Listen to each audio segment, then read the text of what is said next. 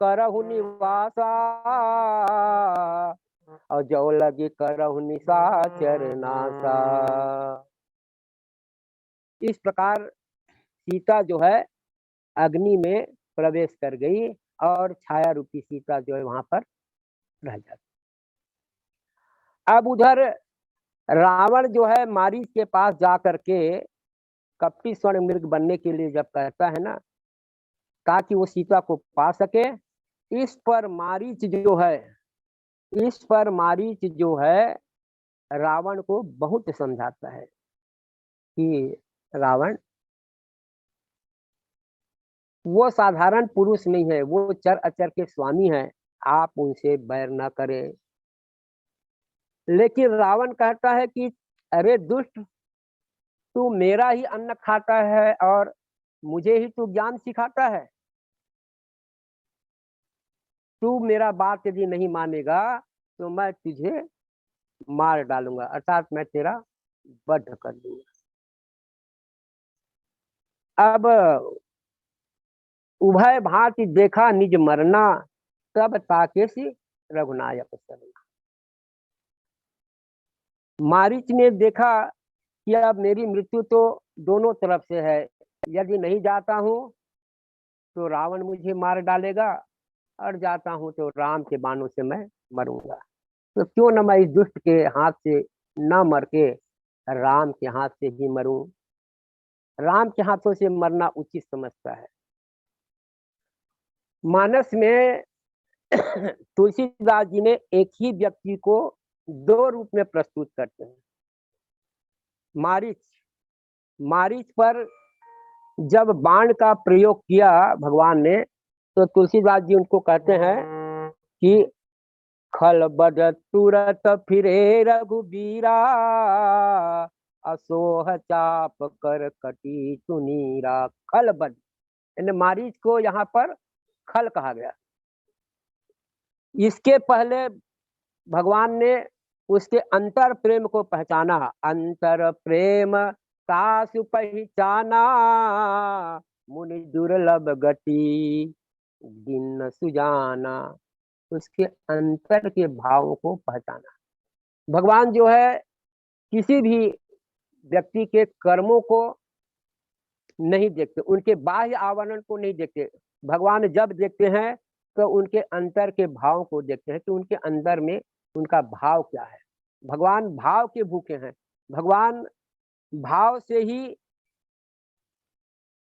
प्रेम को देखते हैं। उनके अंतःकरण में इस जीव का मेरे प्रति कितना प्रेम है। इसीलिए किस कहते हैं ना कि सबसे ऊंची प्रेम सगाई, दुर्योधन के मेवा त्यागे, साग विदुर घर खाई। सबसे ऊंची प्रेम सगाई। तो भगवान जो है अंतर प्रेम को पहचाना और उन्हें ऐसा गति दिया जो बड़े बड़े ऋषि मुनियों को भी दुर्लभ था। और उसके पहले अस जिया जानी दशानन संगा, चला राम पद प्रेमय भंगा। एक और मारीच का मन में राम के प्रति प्रेम है, तो दूसरी ओर मारीच जो है वो दुष्ट है। ये मनुष्य का जो चंचल मन है ना, वही तो मारीच है। ये मारीच अर्थात ये हमारा मन जो है वो वेश बदलने में बड़ा माहिर है। मन की गति जो है बड़ा तीव्र है। दोनों बातें हमारे मन में विद्यमान है। कहते हैं कि वायु को पकड़ना सरल है, लेकिन मन को पकड़ना बड़ा कठिन है। मन की गति को कोई नहीं पकड़ सकता। मारीच की तरह देखे कि मन अच्छा है या बुरा। गोस्वामी जी कहते हैं कि मन से कोई अच्छा नहीं है और मन से भी कोई बुरा भी कोई नहीं है। हमारा मन, एक गीत है, तेरा तोरा मन दर्पण कहलाए, तोरा मन दर्पण कहलाए, भले बुरे सारे कर्मों को देखे और दिखाए, तोरा मन दर्पण कहलाए। तो हमको देखना चाहिए कि हमारा मन अच्छा है या बुरा। मन में कोई अच्छा नहीं है, उसे बुरा, मन से कोई अच्छा भी नहीं है और कोई बुरा भी नहीं है। मन के छल से जब सीता को राम से जब दूर कर देता है, तब वो बुरा है। भगवान और भक्ति को, भगवान और भक्त को जब दूर कर दे, जीवन में दम कपट भर दे, तो इससे दुष्ट और कौन होगा। यानी यदि हमारा मन भगवान से दूर होकर के छल दंभ द्वेष इत्यादि में लग जाए, तो हमारा मन दुष्ट है। कहा गया ना कि मन एवं मनुष्याणाम कारणम बंध मोक्ष यो। ये मन ही मनुष्य का बंधन और मोक्ष का कारण है। बंधन और मोक्ष दोनों का कारण मन है। भगवान राम ने मारीच पर प्रहार नहीं किया, बल्कि मारीच के अंतःकरण की में जो दुष्टता था उस पर मैंने वार किया। जब हमारा मन शांत हो जाता है, कपट को त्याग देता है, तब भगवान से एकाकार होकर के वही मन जो है धन्य हो जाता है। अब हम जब प्रभु से, भगवान से प्रेम करते हैं, उनका स्मरण करते हैं, तो कहा जाता है कि मन का वो सदुपयोग है। तब मन का सदुपयोग होता है। भगवान राम और सीता में जो दूरी उत्पन्न कर देता है, वो मन का दुरुपयोग है। इसीलिए कहते हैं ना कि देखना इंद्रियों के न घोड़े अड़े, इसे संयम के दिन रात कोड़े पड़े, अपने मन को सुमार्ग बढ़ाते चलो, कृष्ण गोविंद गोपाल गाते चलो। तो मारीच की कथा से हमारे जीवन में ये दिखाई देता है कि मन ही संत है, मन ही असंत हो जाता है। मन के बारे में कहते हैं कि मन को मक्खी की भी उपमा दिया गया है। जैसे यहाँ पर दूध का कटोरा रखा हुआ है, तो मक्खी जो है दूध के कटोरा में बैठ जाती है, लेकिन कुछ ही क्षण के पश्चात कहीं गंदगी दिखाई दिया, तो वो मक्खी जो है उस गंदगी में भी जा करके बैठ जाती है। वो ये नहीं कहती कि मैं तो अभी अच्छा दूध में बैठी थी और क्यों गंदगी में जाऊं। यानी मन जो है मक्खी के समान होता है। इसलिए इस मन के गति को पकड़ना बड़ा कठिन है। इस मन के सहारे ही व्यक्ति जो है इस संसार से पार हो जाता है, और इस मन के कारण से ही इस संसार में वो फंस करके रह जाता है। मन के हारे हार है, मन के जीते जीत, और पार ब्रह्म को पाइए मन के ही प्रतीत। तो मारीच स्वर्ण का कपट मृग बन करके पंचवटी में आता है। पंचवटी अर्थात हमारा ये जो 5 तत्व से बना हुआ शरीर है, इस पंचवटी में कौन रहता है? तो कहते हैं इस पंचवटी में ज्ञान, भक्ति और वैराग्य जब तक के होगा तब तक के इस शरीर का महत्व है। और भक्ति रूपी सीता को जीवन में कष्ट मिलने का कारण जो है वो ईश्वर से दूर होना है। जब ये जीव ईश्वर से दूर हो जाता है तब हमारे जीवन में कोई न कोई कष्ट जो है आ जाता है। जब हमारे जीवन में ईश्वर दूर हो जाता है और मन जो है सांसारिक वस्तुओं के पास आकर के डोलने लग जाती है, या कहा जाए कि हमारा मन जो है इधर उधर जब भटक जाती है तो वही दुख का कारण होता है, इसी से दुख का आगमन होता है। अब जरा सीता हरण के संबंध में देखिए कि जब तक के जीवन में 4 प्रकार की निष्ठाएं होती है, 4 प्रकार की निष्ठाएं। एक होता है धर्म निष्ठा, दूसरा होता है ईश्वर निष्ठा, तीसरा होता है संत निष्ठा और चौथा होता है उपदेश निष्ठा। अब सीता जी के जीवन में दुख आना कहाँ से प्रारंभ हुआ, इसे हम देखते हैं। सबसे पहले सीता जो है अपने धर्म निष्ठा को खो दिया। कैसे? सीता जो है स्वर्ण मृग को देख करके भगवान राम से क्या कहते हैं कि इसका वध करने के लिए कहते हैं, आप इस मृग का वध करिए। सत्यसंध प्रभु वध कर एही, आनहु चर्म कहत बैदेही। इस मृग का वध करके मृग चर्म लाइए। अर्थात किसी भी प्राणी का वध करना धर्म नहीं है। परहित सरिस धर्म नहीं भाई, पर पीड़ा सम नहीं अधमाई। अहिंसा परमो धर्म कहा गया। परंतु सीता जो है अपने इस धर्म निष्ठा को खोते हुए भगवान को वध करने के लिए कहने लगी। अर्थात सबसे जो धर्म निष्ठा है वो सीता जो है खो दी। ये सीता के जीवन में दुख आने का पहला कारण। दूसरा कारण ईश्वर निष्ठा। ईश्वर निष्ठा माने ये जीव का जो विश्वास है, जीव का जो प्रेम है, वो भगवान के प्रति जब तक है तब तक के दुख आ ही नहीं सकता। सीता जी निरंतर प्रभु के, भगवान के चरणों में प्रीत रखती थी, उनके चरणों को ही निहारती थी।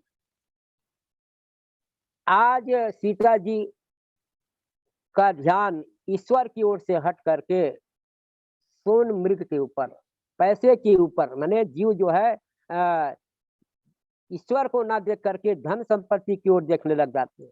जैसे सीता जो है भगवान के चरणों को ना देख करके, चरणों से ध्यान हटा करके और स्वर्ण मृग की ओर देखने लगी।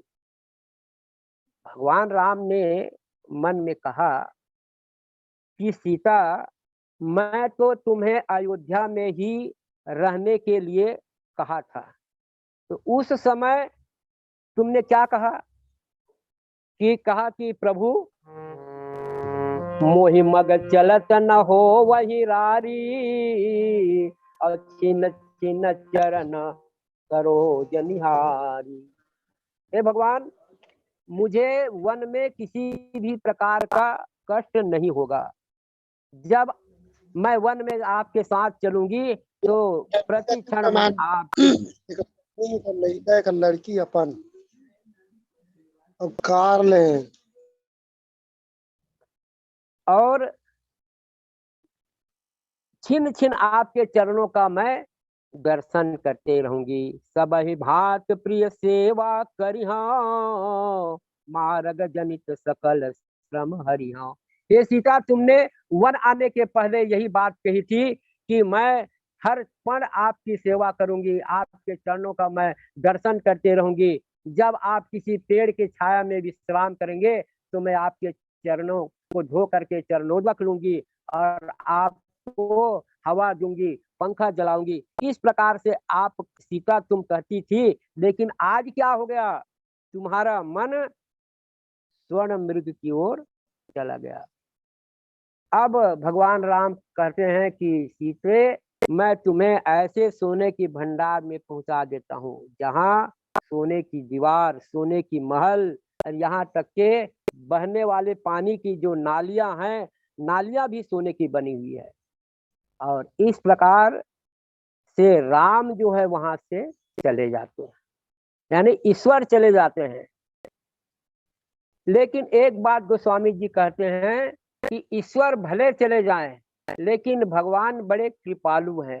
इस जीव को, मनुष्य को संत के सहारे छोड़ करके भगवान जाते हैं। संत भी इस दुनिया में जीव का कल्याण करते हैं, रक्षा करते हैं। भगवान राम चले गए, लेकिन लक्ष्मण जी को ये कह कर चले गए कि सीता केरी करहु रखवारी। लक्ष्मण, सीता की तुम रक्षा करना, भक्ति की तुम रक्षा करना। और इस प्रकार से सीता के जीवन से ईश्वर निष्ठा चली गई, धर्म निष्ठा चली गई। ये दो दुख का कारण हुए। अब सीता के जीवन में तीसरा कारण संत निष्ठा।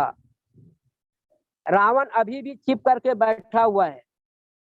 मनुष्य के पास जब दो निष्ठा बाकी है, इस कारण से दुख रूपी रावण जो है भक्ति के पास आने का हिम्मत नहीं कर सकता है ना। रावण छिप करके बैठा हुआ है। उधर मारीच जो है भगवान राम के स्वर में पुकारा, लक्ष्मण कर प्रथम लय नामा, आप पाछे से सुमिर से मन महुना रामा। जब मारीच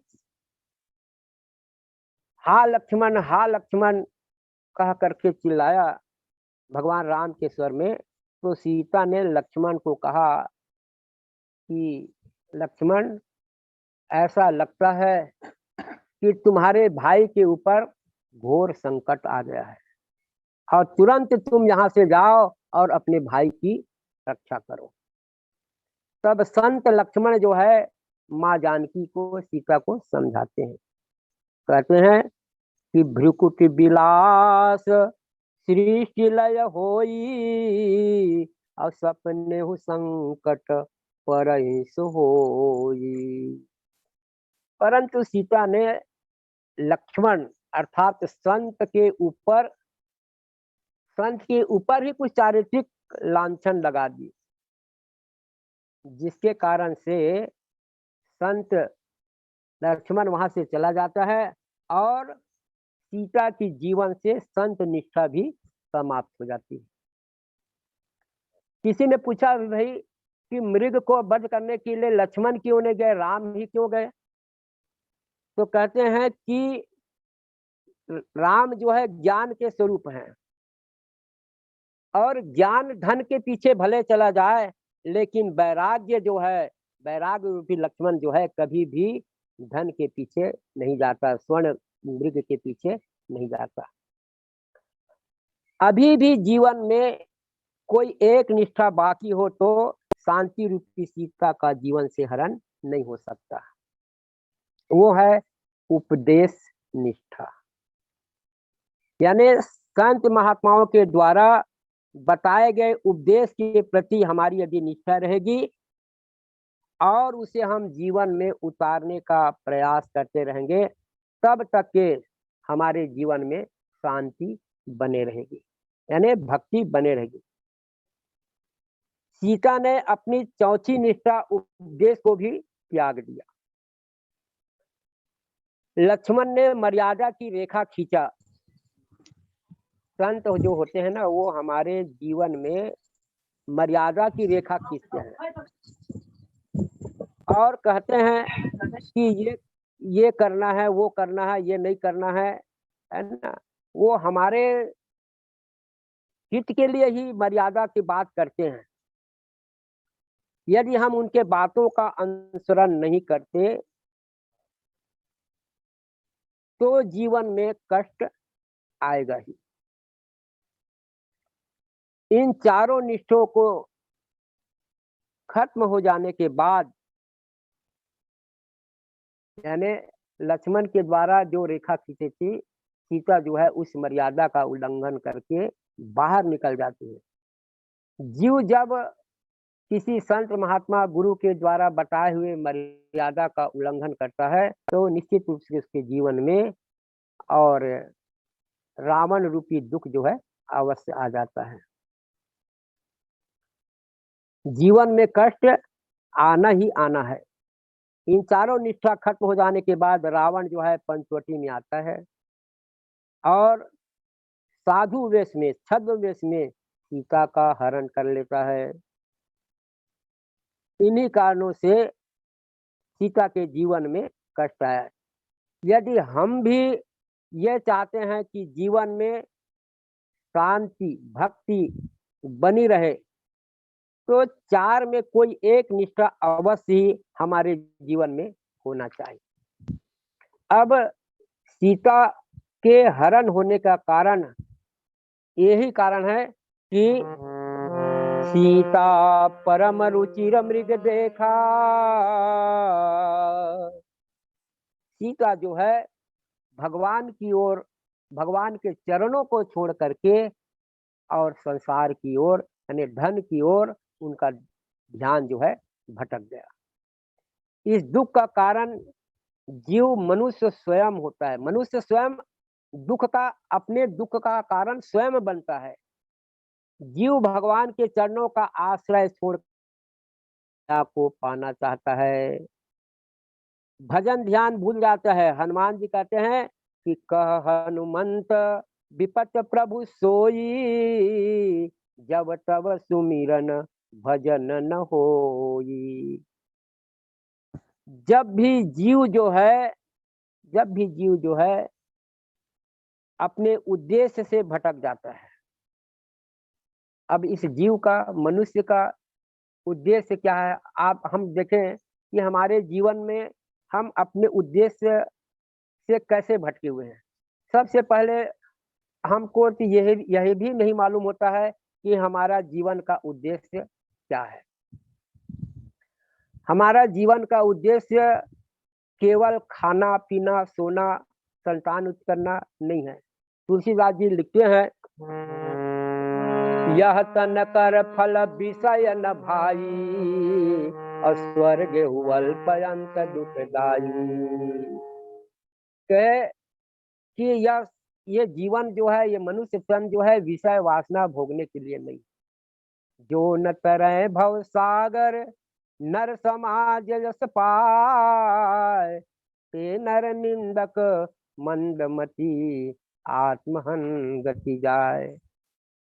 इस संसार सागर से जो तरने का प्रयास ना करे, जो व्यक्ति ऐसे दुर्लभ मनुष्य शरीर को पा करके ईश्वर का भजन ना करे, अपने उद्देश्य से भटक जाए, अपने निष्ठा से भटक जाए, तो उसके जीवन में दुख आना ही आना होता है।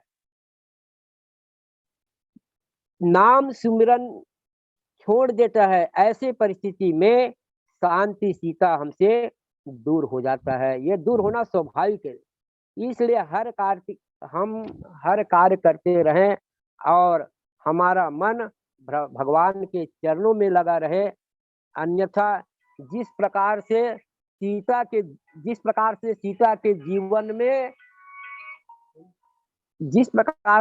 के जीवन से राम दूर हो गए, उसी प्रकार से हमारे जीवन से भी यदि कहीं राम या भक्ति दूर हो गया तो निश्चित रूप से मनुष्य चाहे कितनों भी भौतिक सुख साधन उनके पास रहे, उनके जीवन में शांति नहीं मिलेगी। यानी जब तक चाहे हमारे जीवन में कितनों भी अपार धन आ जाए, संपत्ति आ जाए, मान सम्मान आ जाए, पद आ जाए, लेकिन कहीं भक्ति नहीं है, यदि भगवान का भक्त नहीं है, भगवान के चरणों में यदि हमारा प्रेम नहीं है, तो हमारा हमारा मन जो है हमारा मन जो है विषय वासना में भटक जाएगा। और यही कारण है कि सीता जो है दुख को प्राप्त हुए और रावण जो है सीता को हरण करके लंका में ले जाता है। बोल सियावर रामचंद्र की जय।